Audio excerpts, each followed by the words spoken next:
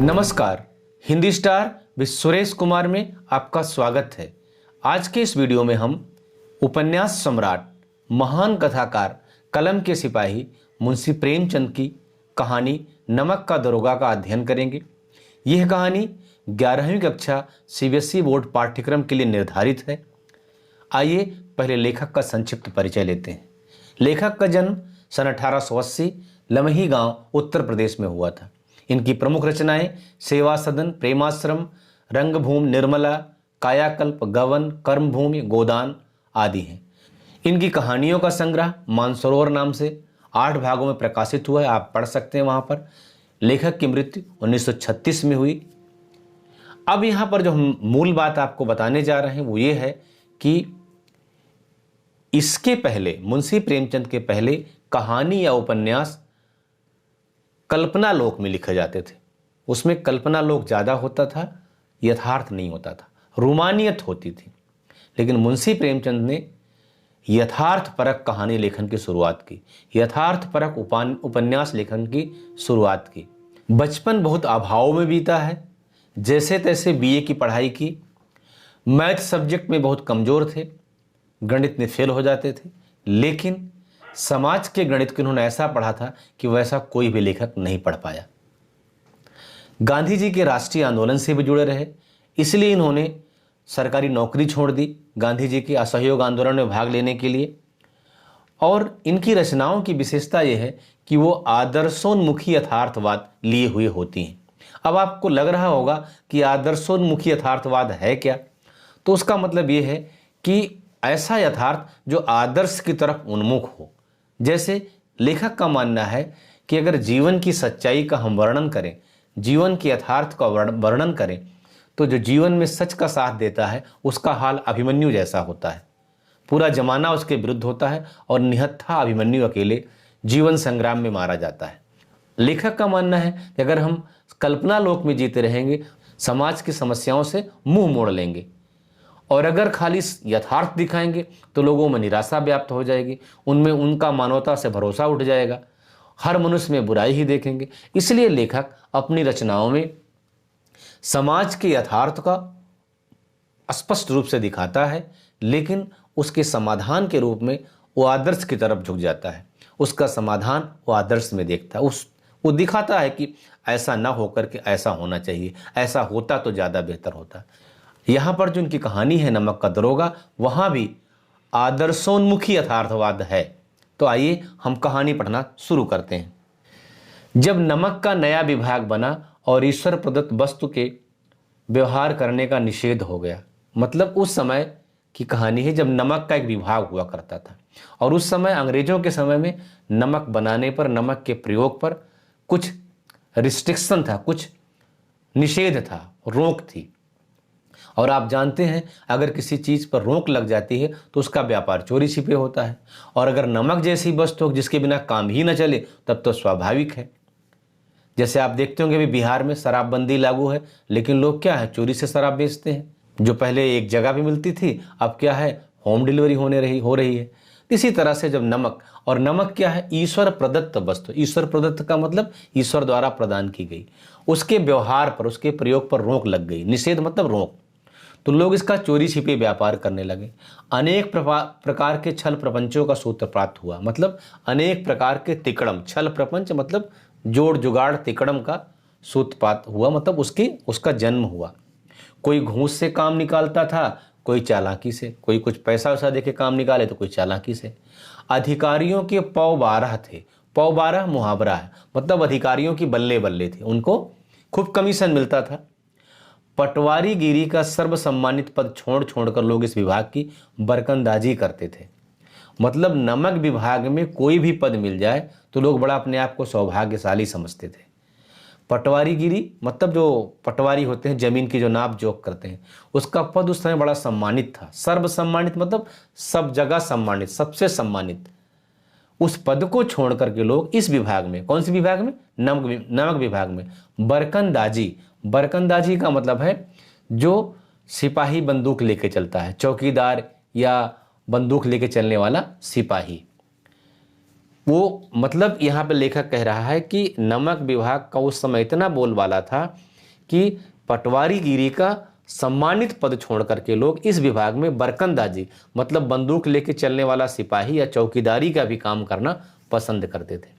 और जो दरोगा पद है उसके लिए तो वकीलों का भी जी ललचाता था।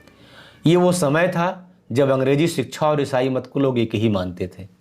मतलब ये उस जमाने की बात है कि अगर आप अंग्रेजी पढ़ रहे हैं तो इसका मतलब ईसाई होने जा रहे हैं। तो ईसाई मत का और अंग्रेजी शिक्षा का एक ही मत था। फारसी का प्राबल्य था। फारसी मुगलों की राजभाषा थी। प्राबल्य मतलब प्रबलता, प्रचुरता, अधिकता। और प्राबल्य ये था कि उस जमाने में प्रेम की कथाएं और श्रृंगार रस के काव्य पढ़ करके जो फारसी पढ़ने वाले लोग हैं बड़े बड़े पदों पर पहुंच जाते थे।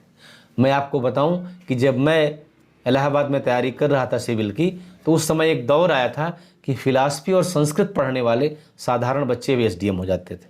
उस फिलॉसफी संस्कृत का दौर था। उस समय जिनका फिलॉसफी बढ़िया था, संस्कृत अच्छी थी, सिविल सर्विसेज में अच्छी अच्छी पोस्ट पा जाते थे, यूपीपीसीएस में। तो वैसे हर दौर में होता है।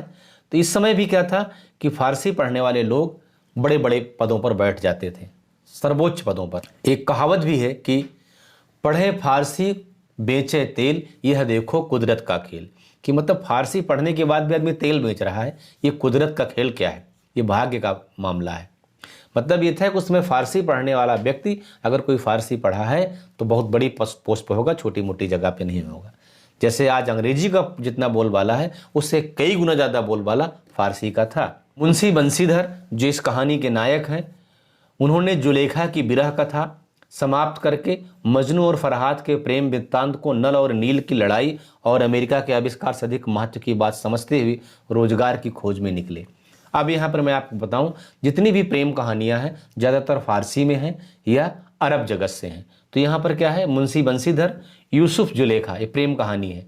फिर यूसुफ जुलेखा, लैला मजनू, हीर रांझा, सीरी फरहाद, ये सारी प्रेम कहानियाँ हैं जो फारसी की हैं और जो ज़्यादातर अरब जगत से संबंधित हैं। तो यहाँ पर भी यहाँ कहा गया है कि बंसीधर भी जुलेखा की विरह कथा मतलब वियोग कथा समाप्त करके मजनू और सीरी फरहाद के प्रेम वृत्तांत को नल और नील की लड़ाई से ज़्यादा महत्वपूर्ण, अमेरिका की खोज से ज़्यादा महत्वपूर्ण समझ करके रोजगार की खोज में निकले। अर्थात यहाँ पर लेखक ये कहना चाह रहा है कि उस दौर में फारसी की अधिकता। देखिए क्या होता है, जिस भाषा का साहित्य आप पढ़ेंगे तो उसकी रचनाएं तो आपको पढ़नी पड़ेगी। जैसे अगर आप अंग्रेजी पढ़ते हैं तो अंग्रेजी की जो महत्वपूर्ण रचनाएं उनको पढ़नी पड़ेगी। हिंदी पढ़ते हैं तो हिंदी के महत्वपूर्ण कवियों लेखकों को पढ़ना पड़ेगा। तो वो फारसी का ज़माना था, तो फारसी में ज़्यादातर प्रेम कहानियाँ थी उस समय। फारसी की प्रेम कहानियों को पढ़ करके, जैसे कि यूसुफ जुलेखा और लैला मजनू, हीर रांझा, सीरी फरहाद, बहुत सारी हैं, पढ़ करके वो निकले रोजगार की तलाश में। और उनके पिता एक अनुभवी आदमी थे, तो उन्होंने वो समझाने लगे, अगर कोई बेटा घर से बाहर जा रहा है, नौकरी पे जा रहा है, तो घर के बड़े बुजुर्ग पिता खास करके समझाते हैं। समझाने लगे, बेटा क्या समझा रहे हैं देखिएगा, यहाँ पर आपको हमारे समाज का चित्र देखने को मिलेगा, हमारे समाज की स्थिति देखने को मिलेगी। और ये मुंशी प्रेमचंद की विशेषता है कि इनकी रचनाओं को आप पढ़ लेंगे तो उत्तर भारत के समाज के बारे में बहुत अच्छे से समझ जाएंगे। किसी आलोचक ने कहा है कि अगर आपको उत्तर भारतीय समाज को समझना है तो मुंशी प्रेमचंद से बड़ा परिचायक आपको कोई नहीं मिलेगा। समझाने लगे, बेटा घर की दुर्दशा देख रहे हो, ऋण के बोझ से दबे हुए हैं, ऋण का मतलब कर्ज के बोझ से दबे हुए हैं। लड़कियां हैं वो घास फूस की तरह बढ़ती चली जाती हैं। इस लाइन को समझिएगा, कह रहे हैं लड़कियां हैं वो एक घास फूस की तरह बढ़ती चली जाती हैं। लेखक का पिता बंसीधर को समझा रहा है कि लड़कियां घास फूस की तरह बढ़ती हैं। यहाँ पर दो चीज़ें आपको समझ में आएंगी। एक तो लड़कियां, कहना ये चाह रहा है कि लड़कियां बड़ी जल्दी जल्दी बढ़ती हैं, उनकी ग्रोथ जल्दी होती है। दूसरा आपको ये समझ में आएगा कि हमारे समाज में महिलाओं की स्थिति क्या थी। इसी सेंटेंस में आपको समझ में आ जाएगा कि लड़कियों की या महिलाओं की हमारे समाज में स्थिति घास फूस की जैसे ही थी, मतलब तिनके बराबर, ये कहना चाह रहा है। फिर बोल रहा है कि मैं कगारे पर का वृक्ष हो रहा हूं, ना मालूम कब गिर पड़ूं। कगारे पर का वृक्ष का मतलब जैसे नदी का किनारा होता है और नदी के ठीक किनारे पर जो पेड़ होता है उसका कोई भरोसा नहीं कब गिर जाए, क्योंकि नदी जब आती है तो मिट्टी काटती है, और जो किनारे का वृक्ष है मिट्टी कटने से क्या होगा, नदी में गिर जाएगा, समाप्त हो जाएगा। तो लेखक यहाँ पर कहना चाह रहा है कि मुंशी बंशीधर के पिता कह रहे हैं कि मैं बूढ़ा हो गया हूँ। कौन? बंशीधर के पिता। अर्थात कब चला जाऊँ इस दुनिया से, एक पाँव कब्र में एक केले के छिलके पर है। तो यहाँ पर कह रहे हैं कि मैं कगारे पर का वृक्ष हूँ, मतलब जीवन का कोई भरोसा नहीं कब समाप्त हो जाऊँ। तुम ही हो, तुम ही बड़े हो, तुम ही समझदार हो। लड़कियाँ घास फूस की तरह बढ़ती चली जाती हैं। मैं कगारे पर का वृक्ष हो रहा हूँ, ना मालूम कब गिर पड़ूँ। अब तुम ही घर के मालिक मुख्तार हो, तुम ही घर के मालिक हो, मुख्तार हो, मतलब घर के सर्वे सर्वा हो, ऑल इन ऑल हो। बंशीधर को उनके पिता समझा रहे हैं कि तुम ही घर के मालिक मुख्तार हो, और नौकरी करना तो ओहदे पोस्ट पर ध्यान मत देना। वो पोस्ट क्या है? पीर का मजार है। पीर क्या होते हैं? मुस्लिम धर्मगुरु होते हैं। जब वो मर जाते हैं तो उनको बोलते हैं पर्दा हो गए, और उनकी मजार बन जाती है। और वो जो है मुस्लिम लोग जो उनके मानने वाले, उनके समर्थक, उस पर चादर चढ़ाते हैं, पूजा करते हैं, इबादत करते हैं। तो वही यहाँ पे कह रहे हैं कि क्या है, जो पोस्ट होती है पीर का मजार है, वो तो रहेगी ही, कहीं नहीं जाएगी मजार। निगाह चढ़ावे और चादर पर रखनी चाहिए। जो चढ़ावा आता है, जो चादर आती है, उस पर नज़र रखने की बात कर रहे हैं। बंशीधर के पिता बंशीधर को समझा रहे हैं कि मजार पर ध्यान मत देना, जो चढ़ावा और चादर उस पर ध्यान देना, अर्थात ऊपरी आमदनी, घूस कितना मिलता है इस पर। अब आपको इससे समझ में आएगा कि हमारे समाज की मानसिकता कैसी है। जब एक पिता अपने पुत्र को समझा रहा है कि नौकरी ऐसे खोजना जिसमें कुछ ऊपरी इनकम हो, ऊपरी आमदनी हो, निगाह जो है चढ़ावे और चादर पर रखना। पोस्ट कुछ नहीं माने रखती। पोस्ट तो क्या है? पीर का मजार है, वो कहीं नहीं जाएगा। तो इससे आप समझ सकते हैं कि हमारे समाज में कितना करप्शन था, है। क्योंकि समाज में जब पिता ऐसा पुत्र को समझाए कि बेटा इसका ध्यान रखना, बाकी सब छोड़ देना, तो समाज अच्छा हो सकता है क्या? निश्चित रूप से समाज में विकृतियाँ आएंगी। तो यहीं पर कह रहे हैं कि पीर का मजार है, क्या? ओहदा, उसकी चिंता नहीं करना। चढ़ाई और चादर पर नज़र रखना। ऐसा काम ढूंढना जहाँ ऊपरी आय हो। मासिक वेतन तो पूर्णमासी का चांद है। मासिक वेतन जो मंथली पेमेंट है, जो हर महीने के अंत में मिलती हो, पूर्णमासी मतलब पूर्णिमा का चांद है, जो एक दिन दिखाई देता है 30 तारीख को और या 1 तारीख को, और घटते घटते लुप्त हो जाता है। मतलब 1 तारीख को दिखती है पेमेंट और महीने के आखिरी तक खत्म। एक कहावत है कि 10 तक गरम, 10 से 20 नरम और 20 से 30 बेशरम। मतलब 1 से 10 तक जेब गरम रहेगी, और 10 से 20 तक थोड़ा जेब नरम हो जाती है, आदमी संभाले खर्चा करता है, और 20 से 30 बेशरम, मतलब उधार मांगना शुरू कर देगा। लेखक कह रहा है यहाँ पर कि वेतन क्या है? पूर्णमासी का चांद है, और जो ऊपरी आय क्या है? बहता हुआ स्रोत है। जैसे झरने से पानी बहता है, बड़ा मीठा होता है और हमेशा प्यास उसी से बुझती है। वेतन मनुष्य देता है, इसी से उसमें वृद्धि नहीं होती है, और ऊपरी आमदनी ऊपर वाला देता है। यह ऐसा हमारे समाज की मानसिकता है। और आप सोचिए, अगर ऐसे समाज की मानसिकता होगी तो हमारा समाज में करप्शन क्यों नहीं रहेगा। कह रहे हैं कि जो वेतन है मनुष्य देता है, इसलिए उसमें बरकत नहीं है, और ऊपरी आय ऊपर वाला देता है, ईश्वर देता है, इसी से उसकी बरकत होती है। तुम स्वयं विद्वान हो, तुम्हें क्या समझाऊं। इस विषय में विवेक की बड़ी आवश्यकता होती है। तुम खुद विद्वान हो, अब सब समझा दिए और आगे बोल रहे हैं क्या समझाएं। बंशीधर के पिता कह रहे हैं कि तुम स्वयं विद्वान हो, तुम्हें क्या समझाऊं। इस विषय में विवेक की आवश्यकता होती है, ज्ञान की जरूरत होती है। विवेक मतलब ज्ञान। मनुष्य को देखो, उसकी आवश्यकता देखो, जरूरत, अवसर देखो, और उसके बाद जो चीज़ समझो करो। गरज वाले आदमी के साथ कठोरता करने में लाभ ही लाभ है। जिसकी गरज है उसके साथ सख्ती से पेश आओ। मतलब आप दरोगा हैं, आपके पास कोई आया और उसका काम अटका, उसकी गरज है, तो उसके साथ सख्ती से पेश आओ। वो जो कहोगे सब कर देगा। हाँ, लेकिन बेगरज को दांव पर पाना जरा कठिन है। लेकिन आपकी कोई गरज नहीं है, करेगा, नहीं करेगा, तो उसको थोड़ा दांव पे पाना कठिन है। इन बातों को निगाह में बांध लो। यह मेरी जन्म भर की कमाई है। एक पिता अपने पुत्र को समझा रहा है कि तुम खुद समझदार हो, क्या समझाऊं, और वही सब कुछ समझा देता है और कहता है क्या समझाऊं। कह रहा है कि इस विषय में विवेक की बड़ी आवश्यकता होती है, ज्ञान की। मतलब देखो, आदमी की ज़रूरत को देखो, अवसर देखो, अब है कहने लायक कि नहीं है, उसके बाद जो चीज़ समझो करो। और कह रहे हैं कि गरज वाले आदमी के साथ कठोरता करने में फ़ायदा ही फ़ायदा है, लेकिन बेगरज से कोई फ़ायदा नहीं मिलता, क्योंकि गरज नहीं तो आप कोई फ़ायदा नहीं उठा पाएंगे। और यह मेरी जन्म भर की कमाई, अर्थात उस बंशीधर के पिता भी अपने जीवन में यही किए थे, घूस देखकर आदमी की कमजोरी, आदमी की मजबूरी का फायदा उठाए थे, और यही अपने पुत्र को सलाह दे रहे हैं। अब आप सोच सकते हैं, जिस समाज में शिक्षक इस तरह की सलाह देने लगे बच्चों को खराब, या पिता अपने पुत्र को, तो समाज कहाँ जाएगा। यहाँ पर मुंशी प्रेमचंद ने समाज का एक यथार्थपरक चित्र आपके सामने रखा है। इस उपदेश के बाद पिताजी ने आशीर्वाद दिया। बंशीधर आज्ञाकारी पुत्र थे, बातें ध्यान से सुनी और तब घर से चल खड़े हुए। इस विस्तृत संसार में उनके लिए धैर्य अपना मित्र, बुद्धि अपनी पथ प्रदर्शक और आत्मावलंबन ही अपना सहायक था। मुंशी बंशीधर का इस संसार में धैर्य क्या था? उनका अपना मित्र था, उनकी खुद की बुद्धि उनका पथ प्रदर्शक, उनका पथ प्रदर्शित करने वाली, अर्थात पथ प्रदर्शक का मतलब होता है रास्ता दिखाने वाला। तो बंशीधर का धैर्य अपना मित्र था और उनकी खुद की बुद्धि उनका पथ प्रदर्शक थी, उनको राह दिखाने वाली। और आत्मावलंबन, अपने आप पर आश्रित होना, सेल्फ डिपेंड होना। आत्मावलंबन मतलब सेल्फ डिपेंड है संबंधित, खुद पर। आत्मावलंबन शब्द बना है आत्मधन अवलंबित से, जो अपने पर अवलंबित हो। अवलंबित मतलब सहारा, जो अपने पर आश्रित हो, किसी और पर आश्रित ना हो। तो आत्मावलंबन का आशय होगा जो खुद पर निर्भर हो। तो यहां पर कह रहे हैं कि मुंशी बंशीधर का धैर्य अपना मित्र है, बुद्धि उनकी अपनी पथ प्रदर्शक है, और आत्मावलंबन मतलब खुद पर निर्भर होना ही अपना सहायक है। लेकिन अच्छे शकुन से चले थे, जाते ही जाते नमक विभाग के दरोगा पद पर प्रतिष्ठित हो गए, मतलब नमक विभाग में दरोगा हो गए।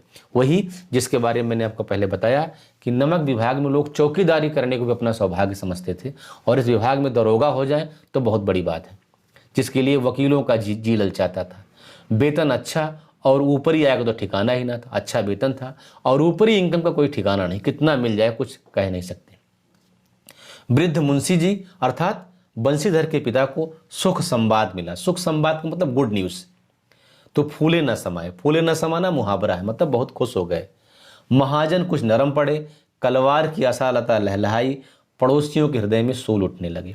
महाजन उस जमाने में क्या था, आज भी आप देखते होंगे, जब आदमी गरीब होता है तो किसी से कुछ उधार बाढ़ी लेके अपना काम चलाता है, तो वो जहाँ से राशन पानी कुछ उधार लेते रहे होंगे, तो जब सुने कि बेटा नमक विभाग में दरोगा हो गया है तो महाजन भी नरम हो गया। अरे भाई अब इनसे थोड़ा कायदे से बात करें, बेटा दरोगा है, पैसे की क्या चिंता है, क्या बोलते हैं, दे ही देगा।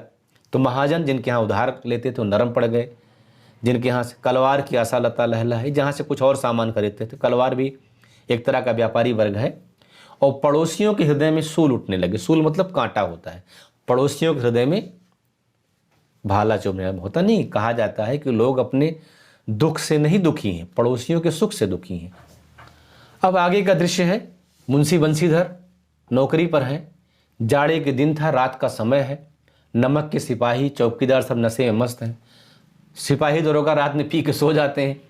मुंशी बंशीधर को भी यहाँ आए 6 महीने से अधिक नहीं हुआ है, लेकिन इस थोड़े ही समय में उन्होंने अपनी कार्यकुशलता से, अपने काम करने के तरीके से और उत्तम आचार मतलब अच्छे व्यवहार से अफसरों को मोहित कर लिया, लोगों को खुश कर लिया। उनके अफसर उन पर प्रसन्न हैं, उनसे संतुष्ट हैं। मोहित कर लिया मतलब उनसे मोहित करना होता है कि अपने बस में कर लेना, लेकिन यहाँ पर ये आशय होगा कि अपने अच्छे व्यवहार से, अपनी कार्यशैली से अफसर उनको मानने लगे कि अच्छा दरोगा है, उन पर भरोसा करते हैं, उनसे संतुष्ट हैं।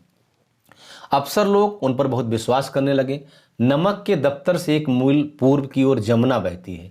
जमुना मतलब जमुना है, यमुना, यमुना नदी को बोलचाल की भाषा में जमुना कहते हैं। तो जो नमक का दफ्तर है वहाँ से 1 मील पूर्व, 1 मील 1 किलोमीटर से कुछ अधिक होता है, उसको बोलते हैं 1 मील। उस पर नावों का एक पुल बना हुआ था। उस जमाने में इस तरह के पुल नहीं थे। ये 1914 की कहानी है जो आप पढ़ रहे हैं, नमक का दरोगा। तो 1914 में आप सोच सकते हैं भारत कितना पीछे रहा होगा। तो यमुना नदी में पुल नहीं होता था हर जगह। जो नावें होती थी बड़ी बड़ी, उनको लाइन से लगा दिया गया, रस्से से बांध दिया गया, उस पर कुछ लगा करके और मिट्टी और लकड़ी का बना करके उससे जो है लोग आते जाते थे। और उस पर छोटी छोटी गाड़ियाँ, बैलगाड़ी, इक्का गाड़ी सब जाते थे। तो कह रहे हैं कि उस पर नावों का एक पुल बना हुआ था। दरोगा जी किवाड़ बंद किए हुए मीठी नींद से सो रहे थे। अचानक आंख खुली तो नदी के प्रवाह की जगह गाड़ियों की गड़गड़ाहट तथा मल्लाहों का कोलाहल सुनाई दिया। दरोगा जी मीठी नींद सो रहे थे तो अचानक आंख खुली तो नदी का प्रवाह, आज की डेट में तो इतना प्रदूषण है कि आपको सुनाई नहीं पड़ेगा, लेकिन उस समय इतना प्रदूषण नहीं था। तो रात में नदी के पानी के बहने की आवाज़ सुनाई पड़ती थी। तो नदी के प्रवाह की जगह गाड़ियों की गड़गड़ाहट, बैलगाड़ियाँ जा रही और मल्लाहों का कोलाहल सुनाई पड़ा। जो मल्लाह होते हैं, जो नाव खेते हैं, उनका कोलाहल सुनाई दिया। उठ बैठे, इतनी रात गाड़ियाँ क्यों नदी के पार जाती हैं? दरोगा जी के मन में आया कि इतनी रात में गाड़ियाँ नदी के उस पार क्यों जा रही? अवश्य कुछ न कुछ गड़बड़ है, कुछ तो गड़बड़ है, दाल में कुछ काला है। तर्क ने भ्रम को पुष्ट किया। वर्दी पहनी, तर्क ने भ्रम को पुष्ट किया, मन में तर्क वितर्क किए, बोले हाँ बात तो सही है, ये कुछ गड़बड़ जरूर है। वर्दी पहनी दरोगा वाली, तमंचा, वो जो उनकी पिस्तौल होती है दरोगा, उसको तमंचा कह रहा है, जेब में रखा और बात की बात में घोड़ा बढ़ाए हुए पुल पर आ पहुंचे। उस जमाने में गाड़ियां नहीं होती थी तो दरोगा लोग घोड़ा से चलते थे। तो घोड़ा पे बैठे और पहुंच गए पुल के पास। गाड़ियों की एक लंबी कतार पुल के पार जाते दिखाई पड़े। देखें तो गाड़ियों की एक लंबी कतार जो थी पुल के पार जा रही थी। डांट कर पूछा किसकी गाड़ियां हैं? थोड़ी देर तक सन्नाटा रहा, आदमियों में कुछ काना फूसी हुई। तब आगे वाले ने कहा पंडित अलोपी दीन की। कौन पंडित अलोपी दीन? दरोगा जी पूछ रहे हैं कौन पंडित अलोपी दीन? तो बोल रहा है गाड़ी वाला, दातागंज के मुंशी बंशीधर चौके पंडित अलोपी दीन इस इलाके के सबसे प्रतिष्ठित जमींदार थे। लाखों रुपए का लेन देन था, छोटा बड़ा हर कोई उनका कर्जदार था। व्यापार बहुत लंबा चौड़ा था, चलते पुर्जे के आदमी थे। अंग्रेज अफसर उनके इलाके में शिकार खेलने आते और उनके मेहमान होते, गेस्ट होते। 12 मास सदाव्रत चलता। सदाव्रत मतलब होता है अन्न का दान करने वाले। साल के 12 महीने लोगों का अन्न दान करते रहते। मुंशी जी ने पूछा गाड़ियां कहाँ जाएंगी? उत्तर मिला कानपुर। लेकिन इस प्रश्न पर कि इनमें क्या लदा है, सन्नाटा छा गया। दरोगा साहब का संदेह बढ़ा। कुछ देर तक उत्तर की बाट देखकर, बाट मतलब राह, दरोगा साहब को संदेह पड़ा तो कुछ देर तक उत्तर की बाट देखकर, मतलब उत्तर की प्रतीक्षा के, जोर से बोले क्या तुम सब गूंगे हो गए हो? हम पूछते हैं इसमें क्या लदा है। जब इस बार भी कोई उत्तर न मिला तो उन्होंने घोड़े को एक गाड़ी से मिलाकर बोरे को टटोला। भ्रम दूर हो गया, ये नमक के ढेले थे। जब उन्होंने उत्तर की प्रतीक्षा की, कोई जवाब नहीं मिला। कड़ी फटकार लगाई कि क्या तुम सब गूंगे हो गए हो? क्या लदा है इसमें, बताते क्यों नहीं? क्या सांप सूंघ गया है? जब फिर भी कोई उत्तर नहीं मिला तो उन्होंने घोड़े को बढ़ाया और एक गाड़ी से सटा करके जब टटोला तो नमक के ढेले उसमें समझ में आए कि लदा हुआ है। उनका भ्रम दूर हो गया और क्या था, नमक के ढेले थे। अब आपको लग रहा हो कि नमक का ढेला में कौन सी बड़ी बात है, आप तो पिसा हुआ नमक खाते हैं। जी हाँ, भी पिसा हुआ नमक आता है, लेकिन उस ज़माने में नमक इतने बड़े बड़े ढेले में आता था। मैंने भी अपने बचपन में देखा है, खाया है। मैं जब जाता था गांव के बनिए के पास तो जो नमक होता था, नमक का बोरा उसकी दुकान के बाहर रखा रहता था, इतने बड़े बड़े ढेले। जब कोई खरीदना हो तो बोलता जाकर वहीं से भर लाओ, तो हम लोग लेके जाते थे तो नमक दे देता था 1 किलो, 1 रुपये का, 2 रुपये का 1 किलो। तो हम मन ही मन सोचते थे कि बनिया नमक बाहर क्यों रखता है? अरे चॉकलेट टॉफ़ी रखता है बाहर तो समझ में आता। फिर हम लोग भी कुछ हाथ दिखाते अपना, खाली नमक रखता है बाहर जो किसी काम का नहीं। जो चॉकलेट का डिब्बा है, टॉफ़ी का है, कंफर्ट का है, उसको बाहर रखे तब समझे कितना हिम्मत है। तो हम लोग मन में ऐसा सोचते थे। तो नमक ढेले ढेले में रहता था। और अभी तो आयोडाइज्ड साल्ट आ रहा है पाउडर फॉर्म में, उस समय में इतना इतना ढेला रहता था। घर में आकर धो के उसको डालते थे खाने में, मतलब दाल में, सब्जी में, गलने में समय लगता था। अब आप सोचिए नमक सफ़ेद होता है, तो जैसे उस समय नमक का व्यापार करना आज के समय में अफीम का व्यापार करना जैसा है। भाई नमक कोई लेके जा रहा है, आपको ताज्जुब हो रहा है, आपको हंसी आ रही है कि हम नमक लेके जा रहे हैं, इसमें पुलिस पकड़ लेगी। लेकिन उस समय था कि नमक का व्यापार कर रहे हैं अगर अवैध तरीके से, जितना लाइसेंस है, जितना परमिट, उतना लेके जाइए। लेकिन रात के अंधेरे में गाड़ियों पर पूरा लद्दाख ले जा रहे हैं तो वो गैर कानूनी था। और इसीलिए मुंशी बंशीधर ने गाड़ियों को रोका, उनसे सवाल जवाब किया, उत्तर नहीं मिला तो खुद उन्होंने टटोला और देखा तो नमक का ढेला है। और इसके बाद क्या हुआ इसको हम अगले वीडियो में बताते हैं। इस वीडियो में इतना ही, बाकी का बचा हुआ हिस्सा हम अगले वीडियो में लेते हैं।